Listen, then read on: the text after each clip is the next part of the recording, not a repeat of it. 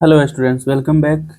आज के इस वीडियो में हम लोग साइंस सेट 5 हम लोग करने वाले हैं साइंस का, जिसमें 80 MCQ देखने वाले हैं। ठीक है, जो बोर्ड मॉडल सारे के सारे MCQ जो है वो बोर्ड मॉडल है, इसलिए आप लोगों को वीडियो में लास्ट तक बने रहना है, जिससे आप लोगों को हर एक क्वेश्चन जो है डिटेल से समझ में आएगा और अच्छे एग्जाम की प्रिपरेशन भी हो जाएंगे। ठीक है ना, तो दिया हुआ है, स्टार्ट करते हैं।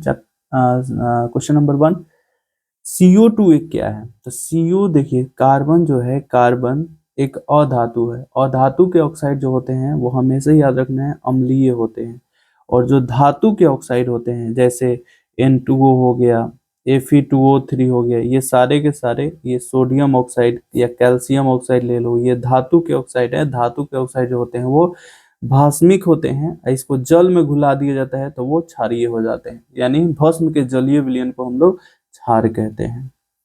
दूसरा क्वेश्चन, अधातु के ऑक्साइड प्रायः होते हैं। अभी देखें हम लोग एक एग्जाम्पल भी यहाँ पर दिया हुआ है धातु के ऑक्साइड। अधातु के ऑक्साइड जो है वो अम्लीय होते हैं। कॉपर पाइराइट्स CuFeS2 अयस्क किसका होता है? ठीक है ना, तो इसमें सबसे ज्यादा कॉपर की मात्रा पाई जाती है, इसलिए कॉपर हम लोग का ये हो जाएगा। इसमें कॉपर का ये जो है अयस्क होता है। ठीक है, अगला दिया है क्वेश्चन नंबर 4, विद्युत अपघटन में ऑक्सीकरण होता है, किस पर होता है? तो याद रखना है, देखिए जहां भी इलेक्ट्रॉन का त्याग होता है ना, उसी को बोलते हैं हम लोग ऑक्सीकरण। जब विद्युत अपघटन होता है तो उसमें जब हम लोग एनोड और कैथोड को जोड़ते हैं, जैसे मान लेते हैं NaCl है, सोडियम क्लोराइड को जल में घुलाकर Na+ और Cl- आयन के रूप में तोड़ देते हैं, तो ये Cl- जाता है इसके पास एनोड पर, और वहां पर जाकर इलेक्ट्रॉन का त्याग करता है। ठीक है ना, तो जहां भी इलेक्ट्रॉन का त्याग होता है उसी को बोलेंगे कि वो यहाँ पर क्या हो रहा है, ऑक्सीकरण हो रहा है। तो ऑक्सीकरण होता है एनोड पर, याद रखना है। ठीक है ना, निम्नलिखित में से कौन असंतृप्त संतृप्त हाइड्रोकार्बन है? तो संतृप्त हाइड्रोकार्बन वही हो सकता है जो एल्केन समूह का होता है, जिसका सामान्य सूत्र HCnH2n+2 होता है। तो इसमें देखना है कि इसका कौन है, दोगुना से दो ज्यादा वाला हाइड्रोजन कौन सा है। ये तो सेम सेम है, तो ये बेंजीन का सूत्र है, याद रखना है बेंजीन का अनुसूत्र होता है C2H2। ये भी सेम है, तो ये मतलब एल्केन एल्किन एल्काइन होता है, तो ये एल्काइन का है। ये भी एल्काइन, ये भी एल्काइन का नहीं है, C7H7 दिया हुआ है, यही हो जाएगा C4H2, दोगुना से दो ज्यादा है, यही हम लोग का सही आंसर हो जाएगा। हीरा एवं ग्रेफाइट क्या है? तो हीरा और ग्रेफाइट जो होता है ये कार्बन के अपरूप होते हैं। ठीक है ना, याद रखना है हीरा और ग्रेफाइट। अल्कोहल का सामान्य सूत्र होता है, तो याद रखना अल्कोहल का CnH2n+1 OH होता है। ठीक है ना, ऐसे, या H एक यहाँ पर ऐसे ऐड कर देते हैं तो इसका हो जाएगा CnH2n+2O, ये भी हो सकता है। दोनों में से कोई भी हम लोग का लिखा हो तो वही हो जाएगा सामान्य सूत्र। तो यहाँ पर देखें CnH2n+1, ये +1 यहाँ पर है, याद रखना है, और OH दिया है, तो ये हम लोग का सही आंसर हो जाएगा। अगला क्वेश्चन देखिए, निम्नलिखित में से कौन सहसंयोजी यौगिक है? तो सहसंयोजी यौगिक वही होता है जिसमें इलेक्ट्रॉन का साझा होता है। ठीक है ना, और उसमें दोनों अधातु होना चाहिए, ये कंपलसरी है। तो यहाँ पर CH4 जो है सहसंयोजिक हो जाएगा। इसके अलावा ये धातु अधातु है, तो इसमें आयनिक बंधन बनता है, इसलिए ये आयनिक यौगिक है। विश्राम की अवस्था में मनुष्य का हृदय 1 मिनट में कितनी बार धड़कता है? तो सामान्य स्थिति में 72 बार धड़कता है, याद रखना है। मनुष्य में प्रमुख उत्सर्जी अंग कौन सा है? तो याद रखना है किडनी जो है वो प्रमुख उत्सर्जी अंग है। श्वेत ग्रंथि पसीना को निकालता है, याद रखना है। ये भी एक मतलब उत्सर्जी अंग है, लेकिन किडनी जो है वो प्रमुख हम लोग का उत्सर्जी अंग होता है, याद रखना है। प्रकाश संश्लेषण के लिए निम्न में से कौन से कच्चे पदार्थ की आवश्यकता हो नहीं है? नहीं इसमें से कौन सा है? तो ऑक्सीजन। ऑक्सीजन जो है प्रकाश संश्लेषण के फलस्वरूप उत्पादित किया जाता है, उसका उपयोग नहीं होता है। शरीर में सबसे छोटी रक्त वाहिनी क्या होती है? तो याद रखना है जो हृदय से रक्त निकलता है वो रक्त वाहिनी से जाता है, उसको बोलते हैं हम लोग धमनी। वैसे वो रक्त जैसे ही हृदय से निकलता है वो मोटी होती है, महाधमनी होती है, और हृदय में वापस जो रक्त लाता है वो शिरा, और शिरा के कई सारे भाग होते हैं, और ये दोनों आपस में जहां पर जुड़ता है उसको बोलते हैं केशिका। तो याद रखना है कैपिलरीज, केशिकाएं जो है वो सबसे पतली रक्त वाहिनी होती है। अधिकतर पादप नियंत्रण उत्पन्न होते हैं। कहाँ पर? तो बढ़ते तने के अग्रभाग पर या बढ़ती जड़ के अग्रभाग पर, तो ये ए और बी दोनों हो जाएगा। अधिकतम पादप हार्मोन यहीं पर उत्पन्न होते हैं। ऑक्सिन, जिब्रेलिन्स है ना, साइटोकाइनिन यहीं पे उत्पन्न होते हैं। पुष्पी पादपों में लैंगिक जनन किसके द्वारा होता है? तो याद रखना है, नाम ही है पुष्पी पादपों में जो लैंगिक जनन होता है वो किसके द्वारा होता है? तो पुष्पों के द्वारा, फूलों के द्वारा होता है। फूल का कौन सा भाग फल में बदलता है? तो हम लोग देखे हुए हैं कि इस तरह से जब हम लोग एक फूल का संरचना हम लोग बनाते हैं, ठीक है, तो ये वाला भाग जो होता है ये हम लोग का अंडाशय होता है। ठीक है, इस तरह से हम लोग संरचना देखे हुए। अभी जो हम ये बना रहे हैं ये कहलाता है पुष्पासन। ये वृंत है, ये अंडाशय है, और इसी के भीतर होता है बीजांड।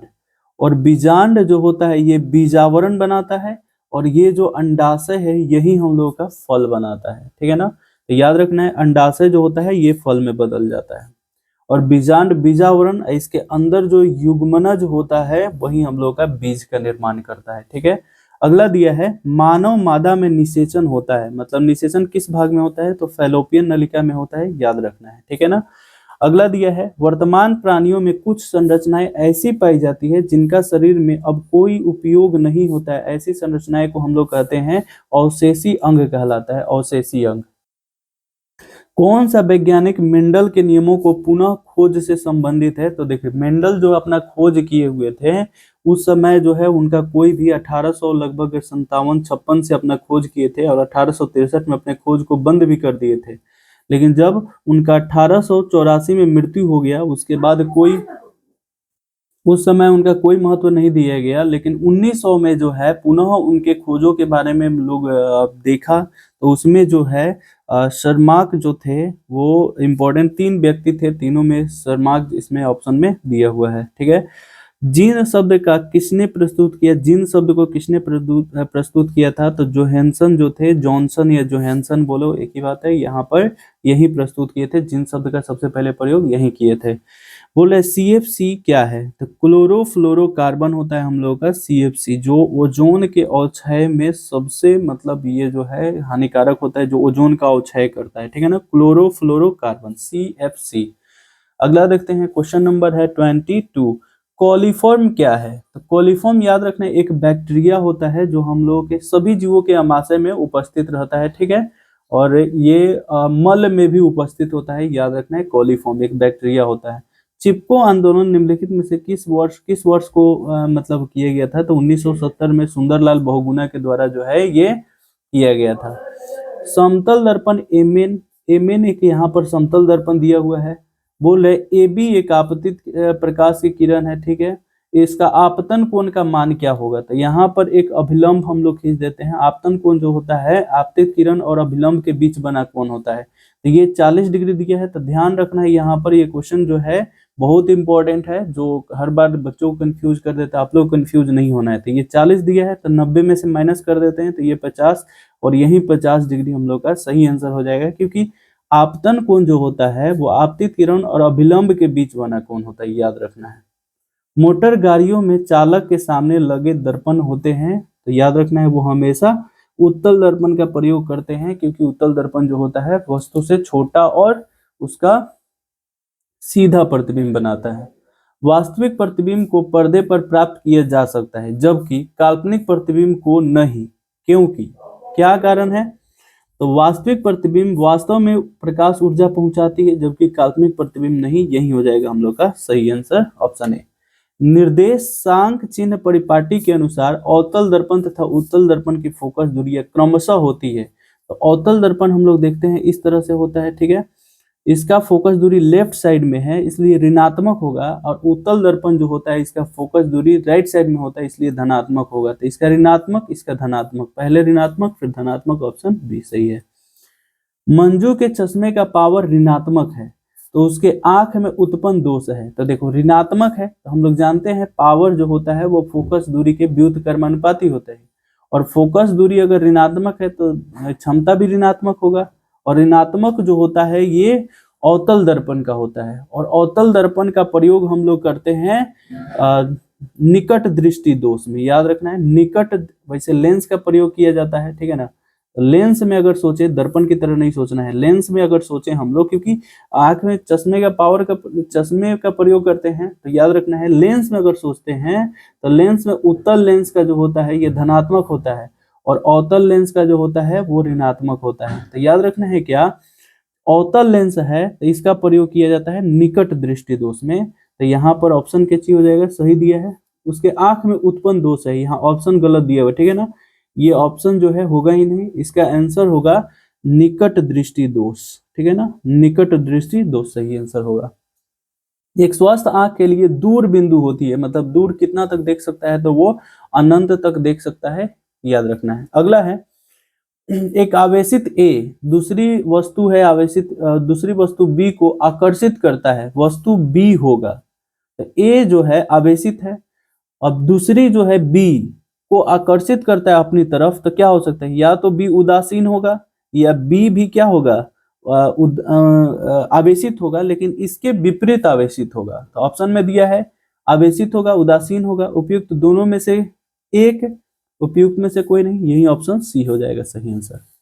स्वतंत्र धन आवेश विद्युत क्षेत्र में गति करता है। तो देखो धन आवेश जो होता है वो हमेशा याद रखना है कि उच्च विभव से निम्न विभव की ओर गति करता है, उच्च विभव से निम्न विभव की ओर। ऋण आवेश बिल्कुल विपरीत हो जाएगा, तो यहाँ उच्च विभव के विद्युत क्षेत्र की ओर, निम्न विभव के विद्युत क्षेत्र की ओर, समान विभव, पहले उच्च विभव के विद्युत क्षेत्र की ओर, उसके बाद ये हो जाएगा उच्च निम्न विभव के विद्युत क्षेत्र की ओर, क्योंकि उच्च है तब ना निम्न की ओर जा रहा है। तो ऑप्शन बी सही आंसर हो जाएगा, ध्यान से इस क्वेश्चन को करना है। अगला दिया हुआ है 100 वाट 220 वोल्ट के विद्युत बल्ब के तंतु का प्रतिरोध कितना होगा, ठीक है ना। तो इसका निकालना प्रतिरोध अगर हम लोग को निकालना है तो इसके लिए एक हम लोग फॉर्मूला जानते हैं क्या, P इज इक्वल टू होता है विद्युत शक्ति बराबर होता है V² R। अगर हम लोग को R निकालना है तो ये मल्टीप्लाई है, इसको ऐसे गुना कर लेते हैं, P into R is equal to हो जाएगा V²। हम लोग को R निकालना है, गुना भाग में जाएगा तो R इज इक्वल टू हो जाएगा V²/P। तो V कितना दिया है, यहाँ पर गलती लिख दी है, 220 वोल्ट होगा, ठीक है ना। तो 220 अपॉन में हो जाएगा 100, 220 का स्क्वायर हो जाएगा 484 अपॉन 20 हो जाएगा, बटा में 100, 20 से 20 कट गया, 484 ओम हम लोग का सही आंसर हो जाएगा ऑप्शन बी, ठीक है ना। अगला दिया है आवेश का ऐसे मात्रक होता है, तो याद रखना आवेश का ऐसे मात्रक जो होता है वो कूलम होता है, ऊर्जा का ऐसे मात्रक जूल होता है, प्रतिरोध का ऐसे मात्रक ओम होता है, और विभव या विभवांतर का ऐसे मात्रक वोल्ट होता है। अगला दिया है 34 नंबर क्वेश्चन, डायनेमो में क्या होता है। तो देखिए डायनेमो जो होता है, जिसको हम लोग क्या करते हैं, एक मतलब अपने से जो है डायनेमो या जनित्र का बात करते हैं, तो उसको हम लोग घुमाते हैं, यानी यांत्रिक ऊर्जा उसमें देते हैं, जिससे उसमें विद्युत ऊर्जा में वो परिवर्तित हो जाता है। तो यांत्रिक ऊर्जा को विद्युत ऊर्जा में बदला जाता है, ये सही आंसर हो जाएगा। अब बोल रहा है क्या, दो समानांतर धारावाही तार निर्वात में 1 मीटर की दूरी पर रखे हों तथा उनमें से प्रत्येक से 1 एम्पियर की धारा प्रवाहित हो, तो उनके बीच प्रति मीटर लंबाई पर लगने वाला बल कितना होगा। तो देखिए ये जो है क्वेश्चन थोड़ा सा एक्स्ट्रा दे दिया है, ये जो है दो आवेशित वस्तुओं पर लगने वाला बल जो होता है, दो आवेशित वस्तुओं पर लगने वाला बल एक कूलॉम के नियम से हम लोग निकालते हैं, ठीक है ना, कूलॉम के नियम से हम लोग निकालते हैं। और कूलॉम का नियम जो होता है F इज इक्वल टू होता है Q1 Q2 अपॉन R², ठीक है ना। K का वैल्यू 9 × 10⁹ होता है, ये अभी नहीं पढ़ना है, ये क्लास 12th में है, ठीक है ना। लेकिन याद रखना है इसका आंसर हम बता दे रहे हैं, ऑप्शन बी होगा, ठीक है ना। इसी फॉर्मूला से जब हम लोग सॉल्व करेंगे तो आंसर जो है ऑप्शन बी हम लोग का सही आंसर आ जाएगा, ठीक है ना। तो अभी आप लोग को याद रखना है, फिर आगे तो इसको पढ़ना ही है। फिर देखते हैं हम लोग क्वेश्चन 36 नंबर, यहाँ दिया हुआ है विद्युत मोटर बदलता है। तो विद्युत मोटर जो है वो इसको विद्युत धारा देते हैं तो वो घुमाता है, यानी विद्युत ऊर्जा को यांत्रिक ऊर्जा में परिवर्तित करता है। SnCl2 क्या है, ये अगर कोई पूछे SnCl2 क्या है, तो ये याद रखना है क्या, ठीक है ना, याद रखना है SnCl2 जो होता है एक ठोस जो होता है, ठोस पदार्थ, ठोस प्रकार का हम लोग का जो होता है पदार्थ होता है। ये जो होता है इलेक्ट्रॉन को कहीं से मतलब देखिए दो प्रकार से होता है, एक तो इलेक्ट्रॉन को त्यागता है उसको बोलते हैं ऑक्सीकारक, ठीक है ना। ऑक्सीकारक उसको बोलते हैं जो इलेक्ट्रॉन को त्यागने में मदद कराए, और दूसरा होता है जो इलेक्ट्रॉन को ग्रहण करने में मदद कराता है उसको बोलते हैं अवकारक। तो याद रखना है ऑक्सीडाइजिंग एजेंट की तरह ये काम करता है SnCl2, इसलिए ये हो जाएगा अवकारक।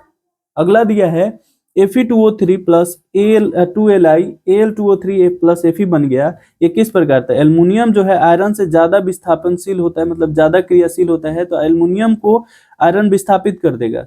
तो विस्थापन करके एक यौगिक बना है, इसलिए यहाँ पर बनेगा विस्थापन अभिक्रिया, हम लोग का सही आंसर होगा।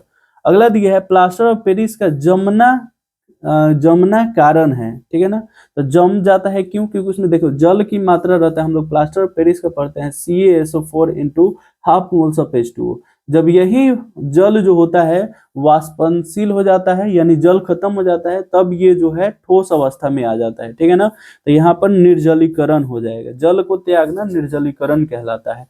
अगला दिया है साल्वे विधि से Na2CO3 के निर्माण के लिए आवश्यक कच्चा पदार्थ कौन सा होता है? तो याद रखना है कि हम लोग जो है साल्वे विधि वो होता है ना जिसमें हम लोग अमोनिया का यूज करते हैं, ठीक है ना। तो यहाँ पर नमक लेते हैं हम लोग, NH4 अमोनियम लेते हैं, कार्बन डाइऑक्साइड यहाँ पर CO2 होगा, और NH3 अमोनिया लेते हैं। इसी को जब हम लोग यूज करते हैं तब हम लोग का बन के तैयार हो जाता है क्या? Na2CO3 बन के तैयार हो जाता है, ठीक है ना। अगला क्वेश्चन है कौन अंतःस्रावी और बाह्यस्रावी ग्रंथि जैसा कार्य नहीं करता है? याद रखना है कौन है जो कार्य नहीं करता है। तो यहाँ पर हो जाए, देखिए अग्नाशय जो होता है ये कार्य करता है, अंत और बाह्य स्रावी की तरह कार्य करता है, ठीक है ना। पीयूष ग्रंथि जो है ये अंत और बाह्य दोनों जैसा कार्य नहीं करता है, वृषण कार्य करता है, अंडाशय भी कार्य करता है, लेकिन पीयूष ग्रंथि जो है ये अंत और बाह्य दोनों की तरह कार्य नहीं करता है। निम्नलिखित में से कौन सिर्फ अंतःस्रावी ग्रंथि की तरह कार्य करता है और पीयूष ग्रंथि को ही मास्टर ग्रंथि और ये सबसे छोटी ग्रंथि है, याद रखना है। निम्न में से कौन अंग संवेदन ग्राही नहीं है, मतलब सेंस ऑर्गन नहीं है, ठीक है ना। तो दिमाग जो है हम लोग का सेंस ऑर्गन नहीं है। अगला है समजात अंगों का उदाहरण क्या है? तो समजात अंग वैसे अंग होते हैं जिनका संरचना समान हो लेकिन कार्य अलग अलग हो। तो हमारा हाथ और कुत्ते का अग्रपाद सही आंसर हो जाएगा हम लोग का, याद रखना है। अगला है कौन सा अभिलक्षण वंशागत नहीं है, मतलब कौन है इसमें से जो एक वंश से दूसरे वंश में मतलब पीढ़ी दर पीढ़ी जो है प्रवाह नहीं होता है? तो याद रखना है आंख का रंग हो सकता है, चमड़ी का रंग, बाल की प्रकृति, शरीर का आकार जो है वो अलग अलग हो सकता है, ठीक है ना। निम्न में से कौन आहार श्रृंखला का निर्माण करता है? इसमें कौन है जो आहार श्रृंखला का निर्माण करेगा? तो याद रखना है यहाँ पर निम्न में से कौन आहार श्रृंखला का निर्माण करता है? घास, गेहूं, आम नहीं होगा, बकरी, गाय, हाथी नहीं होगा, घास, बकरी और मानव, घास, मछली, ये हो जाएगा ऑप्शन बी सही आंसर। अगला दिया है कौन सा अजैव, अजैव मतलब निर्जीवों से द्वारा उत्पन्न निम्नीकरणीय कचरा है, ठीक है ना। तो याद रखना है टिश्यू पेपर जो है जो मानव द्वारा निर्मित होता है और ये निम्नीकरणीय होता है, यानी सड़गल जाता है, ठीक है ना। कौन सी वैश्विक उष्णन के लिए उत्तरदायी है? ग्लोबल वार्मिंग के लिए कौन उत्तरदायी होता है? तो याद रखना है इसमें कार्बन डाइऑक्साइड CO2 जो होता है वो ग्लोबल वार्मिंग के लिए उत्तरदायी होता है। अगला क्वेश्चन, निम्नलिखित में से कौन गंगा प्रदूषण के लिए उत्तरदायी नहीं है? कौन है जो गंगा जिसे मतलब नहीं होती है, गंदा नहीं होती है? तो गंगा में मछली पालन, मछली पालन से जो होता है ना कूड़ा कचरा कम हो जाता है। इसके अलावा देखो गंगा में अधजले शव को बहाना, इससे तो गंगा प्रदूषित होगी नहीं। गंगा में रासायनिक अपशिष्ट उत्सर्जन, गंगा में कपड़ों का धोना, ये सब से गंगा जो है प्रदूषित हो जाएंगी, लेकिन मछली पालन से नहीं होंगी। सामान्य नेत्र के लिए स्पष्ट दर्शन की न्यूनतम दूरी कितनी होती है? 25 सेंटीमीटर होती है। 25 सेंटीमीटर से अगर कम रखते हैं तो वो स्पष्ट नहीं दिखेगा अगर आंख ठीक है तो। मानव नेत्र के किस भाग पर किसी वस्तु का प्रतिबिंब बनता है वो क्या कहलाता है? तो वो याद रखना है क्या होता है? दृष्टि पटल या रेटिना होता है, याद रखना है, ठीक है ना। आंख के जो सफेद वाला भाग होता है सबसे बाहरी भाग होता है उसको बोला जाता है कॉर्निया। परितारिका जो होता है या इसको परितारिका बोल सकते हैं या फिर इसको बोलते हैं आइरिस। ये मतलब प्रकाश को नियंत्रित करता है, प्रकाश की मात्रा को नियंत्रित करता है, ठीक है ना। और पुतली वह भाग होता है जहां से प्रकाश जो है आंख में प्रवेश करता है। मानव नेत्र में किस प्रकार का लेंस पाया जाता है? मतलब पहले ही से कौन सा लेंस होता है? तो उत्तल लेंस पाया जाता है, याद रखना है। अगला क्वेश्चन देखते हैं जो 52 नंबर क्वेश्चन है, ठीक है। तो दिया है अभिनेत्र लेंस की फोकस दूरी में परिवर्तन क्या कहलाता है? तो आंख में एक विशेष क्षमता होता है जो दूर या निकट की वस्तु को स्पष्ट वो देख सकता है, बिना नेत्र गोलक को मतलब परिवर्तन किए सिर्फ आंख की फोकस दूरी को बढ़ा घटाकर देख सकता है, वो कहलाता है इसमें अभिनेत्र वो कहलाता है समंजन क्षमता। लेकिन यदि अभिनेत्र की फोकस दूरी में परिवर्तन किया जाता है, किसके द्वारा किया जाता है? तो पक्षमाभी पेशी या सिलियरी मांसपेशियों के द्वारा किया जाता है। एक एंगस्ट्रम बीवीआई क्वेश्चन है, याद रखना है। एक एंगस्ट्रम जो होता है 10⁻⁻10 मीटर के बराबर होता है, ठीक है ना। दृश्य प्रकाश में किसी वर्ण का तरंगदैर्घ्य अधिकतम होता है, किस वर्ण का तरंगदैर्घ्य सबसे ज्यादा होता है? तो लाल रंग का जो होता है सबसे अधिक तरंगदैर्घ्य। याद रखना है तरंगदैर्घ्य को ही मतलब मापा जाता है एंगस्ट्रम में, याद रखना है तरंगदैर्घ्य को एंगस्ट्रम में मापा जाता है। निकट दृष्टि दोष का निवारण किस लेंस से होता है? तो देखिए निकट बड़ा शब्द है, दूर से निकट बड़ा शब्द है, तो याद रखना है बड़ा शब्द वाला अवतल लेंस हम लोग का सही आंसर हो जाएगा। स्पेक्ट्रम द्वारा स्पेक्ट्रम प्राप्त करने के लिए किसका उपयोग किया जाता है? तो प्रिज्म का प्रयोग करते हैं। स्पेक्ट्रम जो होता है, जैसे एक प्रिज्म हम लोग ले लिए, इससे एक श्वेत प्रकाश को गुजारते हैं, जिससे हम लोगों को देखते हैं कि अपवर्तन के बाद हम लोगों को यहाँ पर 7 रंग प्राप्त होता है, और 7 रंग जिस श्वेत पट्टी पर प्राप्त किया जाता है उसी को हम लोग बोलते हैं स्पेक्ट्रम। अगला दिया है, जो नेत्र निकट स्थित वस्तु को साफ नहीं देख सकता है, तो याद रखना है निकट का नहीं देख रहा है ना, तो उसमें दूर दृष्टि दोष होगा। याद रखना है उल्टा होता है, थोड़ा सा उल्टा ही याद रखना है आप लोगों को भी। श्वेत प्रकाश कितने रंगों के मेल से बना होता है? 7 रंगों के मेल से बना होता है। याद रखना होगा कौन सा है? तो इंग्लिश में ट्रिक होता है VIBGYOR, विब जियोर बोलते हैं, और हिंदी में बोलते हैं इसके लिए ट्रिक होता है बैजानी हपीनाला, ठीक है ना। बैजानी हपीनाला जो होता है ये हम लोग का हिंदी का ट्रिक है। अगला दिया है, सामान्य आंख के लिए दूर बिंदु कितनी होती है? मतलब दूर जो है कितना देख सकता है? अनंत तक देख सकता है, याद रखना है। किसी दृष्टि को अवतल उत्तल दोनों लेंसों से बने द्विफोकसी लेंस द्वारा संशोधित मतलब ठीक किया जाता है, तो वो कौन सा कहलाता है? तो जरा दूरदर्शिता कहलाता है, जो बाइफोकल लेंस के द्वारा ठीक किया जाता है, ठीक है ना। अगला दिया हुआ है, ठीक है ना, मोतिया बीम। याद रखना है मोतिया बीम मतलब आंख के जो मतलब पुतली होता है, आइरिस होता है, उस पर एक दूधिया परत जब जम जाता है तो उसी को बोलते हैं हम लोग मोतिया बीम। मोतिया बीम जो होता है ओजोन परत के यानी पराबैंगनी किरण जब आंखों पर पड़ता है ना, तो उससे मोतिया बीम जैसी समस्याएं होती है, ठीक है ना। निकट दृष्टि दोष के लिए हम लोग अवतल लेंस का प्रयोग करते हैं, और दूर दृष्टि दोष के लिए हम लोग उत्तल लेंस का प्रयोग करते हैं, याद रखना है, ठीक है। मानव नेत्र अभिनेत्र लेंस की फोकस दूरी को समायोजित करके यानी बदल करके विभिन्न दूरियों पर रखी वस्तुओं को फोकसित कर सकता है। ऐसा हो पाने का कारण क्या है? समंजन क्षमता। आंख में जो समंजन क्षमता होता है इसी के कारण ऐसा संभव हो पाता है। जब सूर्य का प्रकाश वायुमंडल से गुजरता है तो वायु के सूक्ष्म कण किस रंग के प्रकाश को अधिक प्रबलता से प्रकीर्णित करता है? नीला रंग, जिसके कारण हम लोग को आकाश का रंग नीला दिखाई पड़ता है। स्पेक्ट्रम में किस रंग का किरण का झुकाव सबसे अधिक होता है? तो याद रखना है सबसे अधिक उसी का होता है जिसका तरंगदैर्घ्य सबसे कम होता है। तो सबसे कम जो होता है वो बैंगनी का होता है, याद रखना है। सबसे ज्यादा जो होता है वो लाल का होता है। नेत्र में प्रवेश करते प्रकाश के परिमाण को नियंत्रित करता है, मतलब कितना प्रकाश आंख में प्रवेश करेगा, इसको कौन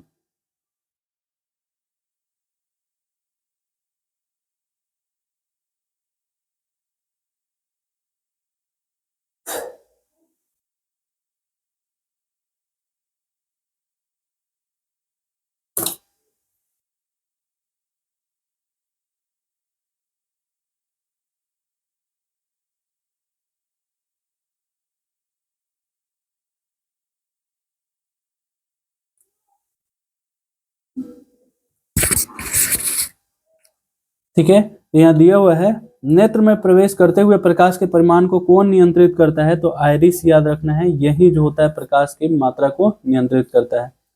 अंतरिक्ष यात्री को आकाश का रंग दिखता है, कैसा दिखता है? तो काला दिखता है, याद रखना है।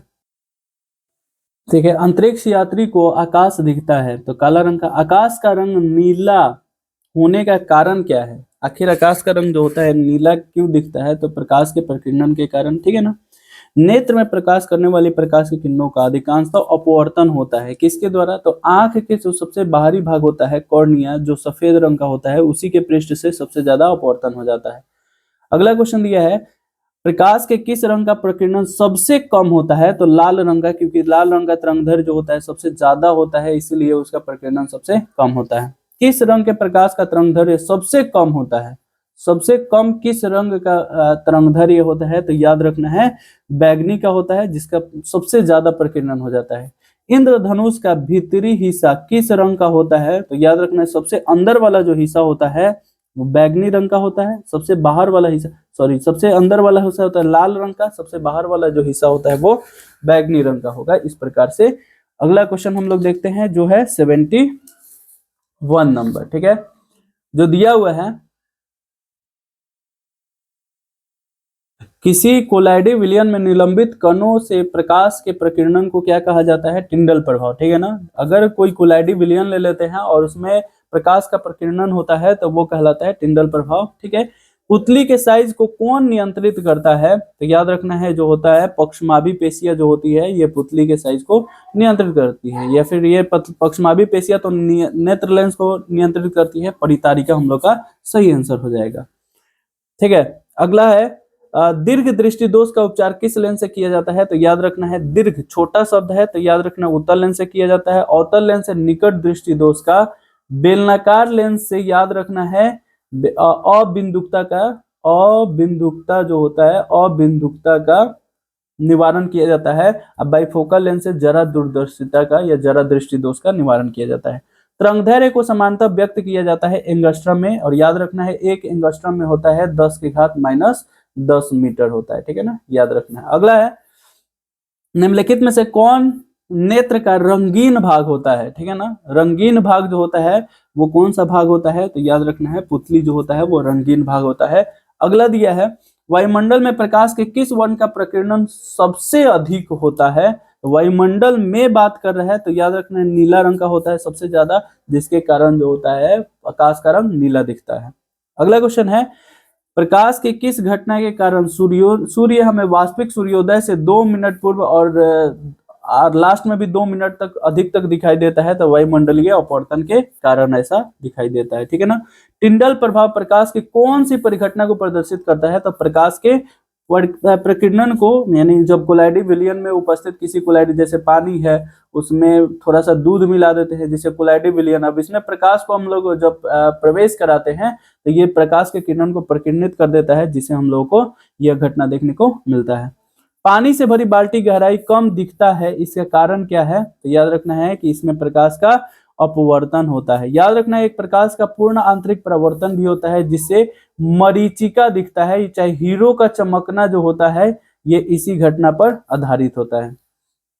एक साधारण प्रिज्म कितने सतहों से घिरा होता है? तो 5 सतहों से मिलकर बना होता है एक प्रिज्म, जिससे हम लोग देख सकते हैं ऐसे एक इमेज के माध्यम से। वैसे तो हम लोग जब प्रिज्म बनाना होता है तो हम लोग त्रिभुज से ही काम चलाते हैं, लेकिन वास्तविक प्रिज्म का आकार इस तरह से होता है जिसमें पहला सतह इधर 1 2, एक नीचे वाला सतह, एक इस साइड वाला ऊपर वाला सतह, एक अंदर वाला सतह, 5 सतहों से मिलकर बना होता है, ठीक है। इस प्रकार से हम लोग सेट 5 जो है कंप्लीट कर लिए।